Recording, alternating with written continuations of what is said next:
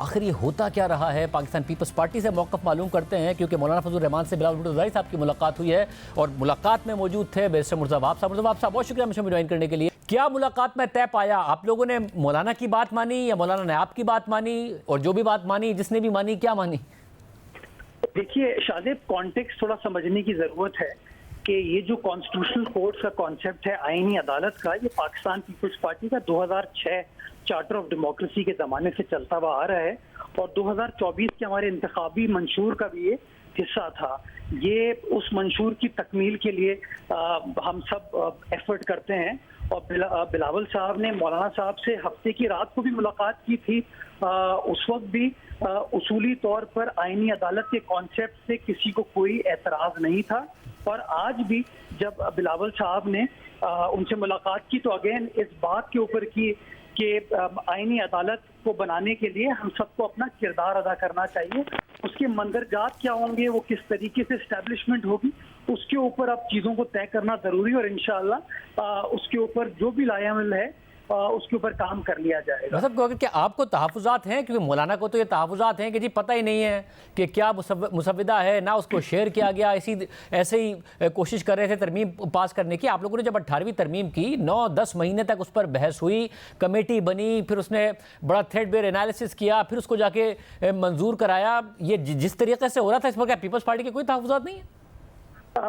शादिब, इसीलिए पार्लिमानी कमेटी की तश्कील की गई थी और पार्लिमानी कमेटी ने गालिबन कोई 2 या 3 मुलाकातें की थी और एक ये जो ड्राफ्ट है इसके ऊपर क्लॉज बाय क्लॉज रीडिंग भी की गई मुख्तलिफ लोगों के साथ। उसके अंदर कामरान मुर्तज़ा साहब जो कि JUI के कानूनी एक्सपर्ट हैं वो भी मौजूद थे।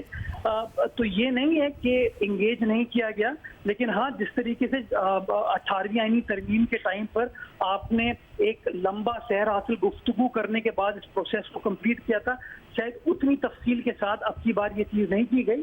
खैर, अभी पार्लियामेंट के सेशन को प्रोरोग कर दिया गया है और इंशाल्लाह इस बात पर सबने इरादा किया है कि ज़्यादा कंसेंसस बिल्ड करके इंशाल्लाह इस कानून साजी को जिसके ऊपर उसूली तौर पर हर सियासी जमात मुत्तफिक नजर आती है उसको आगे लेकर जाएंगे। मतलब अगर उसूली तौर पर आप ये जो ड्राफ्ट सामने आया है इस पर मुत्तफिक हैं कि एक तो आपने कहा कि हमारा था कि एक फेडरल अदालत होनी चाहिए, आईनी अदालत, मगर जिस तरीके से उसको बनाई जा रही है, जिस तरीके से उसकी तैनाती होगी, जिस तरीके से जुडिशल कमीशन को रिकॉन्स्टिट्यूट किया जा रहा है, हाई कोर्ट्स में जजेस की तैनातियाँ, ट्रांसफ़र, ये सारे मामलात जो इस आईनी तरमीम में, इस पर पीपल्स पार्टी के कोई तहफ़्फ़ुज़ात नहीं है। सुप्रीम कोर्ट को या उसके चीफ जस्टिस के इख्तियारात को जिस तरीके से लेकर बहुत ज़्यादा इख्तियारात दिए जा रहे हैं फेडरल कॉन्स्टिट्यूशन कोर्ट को ना। शादिब साहब, अगर आप 18वीं तरमीम से पहले याद करें तो उस जमाने में सदर मुमलिकत जज साहिबान की तैनाती खुद करते थे चीफ जस्टिस की मशावरत से। ये 18वीं आईनी तरमीम के अंदर कॉन्सेप्ट लाया गया था जुडिशल कमीशन का।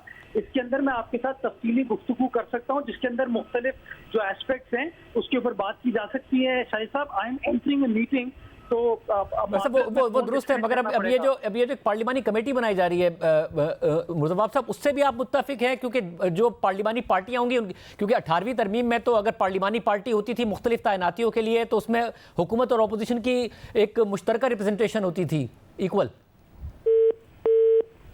मुर्तज़ा वहाब साहब ने हमें बताया था कि उन्हें एक मीटिंग में जाना है, मगर हमारी कोशिश है कि पीपल्स पार्टी से हमें खुर्शीद शाह साहब या नवीद कमर साहब ज्वाइन कर लें, जो कि आज मीटिंग में मौजूद थे मौलाना फजल रहमान के साहब के साथ, ताकि मौक़िफ़ तफसीली मालूम कर सकें।